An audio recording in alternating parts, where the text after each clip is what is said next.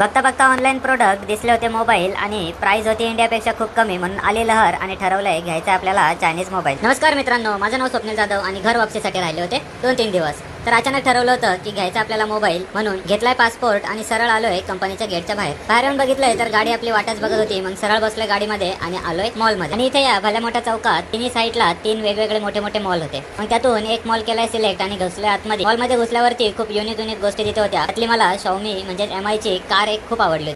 कारचा लांबूनच काढला व्हिडिओ आणि सरळ गेलोय पुढे, कारण आपल्याला घ्यायचा होता मोबाईल. पुढे गेल्यावर दिसलं होतं सॅमसंगचं शोरूम आणि केली होती मागच्या बाजूने एंट्री. पण केली थोडी चौकशी आणि झाला होता मूड खराब, कारण जो आपल्याला घ्यायचा होता मोबाईल तो अवेलेबलच नव्हता. पण हिम्मत काय सोडली नव्हती. दोन्ही तिन्ही मॉल फिरलो आणि सगळीकडे बघितलंय कुठे आहे अवेलेबल, पण मोबाईल काय अवेलेबलच नव्हता. मग फिरवले थोडे फोन आणि सुझो सिटी मध्ये होता मोबाईल अवेलेबल, म्हणून सरळ आलोय मेट्रोने सुझो सिटी. उतरून ट्रेन मधून लावलाय गुगल मॅप आणि थोड्याच अंतरावरती होतं आपलं मोबाईलचं दुकान. पोहोचल्यावर दुकानात दिसला होता आपला मोबाईल आणि झटकन केलंय पेमेंट आणि घेतलाय मोबाईल. मोबाईल तर घेतलाय, पण ही मोबाईलची अनबॉक्सिंग करायची होती आपल्याला. पण इकडे चायनाकडे वेगळीच पद्धत आहे की दुकानवाल्यांनीच दिले आपल्याला पूर्ण मोबाईल खोलून आणि चालू करून. मनात होती 2 दुःख. पहिलं म्हणजे मोबाईलची अनबॉक्सिंग न करता आल्याने, आणि दुसरं म्हणजे अकाउंट मधून झालेले पैसे कट. पण जाऊ दे, आता काय करणार आपण. घ्यायचा होता मोबाईल म्हणून घालवलेत पैसे आणि घेणार आहोत चायनीज सॅमसंग फोनचा आनंद.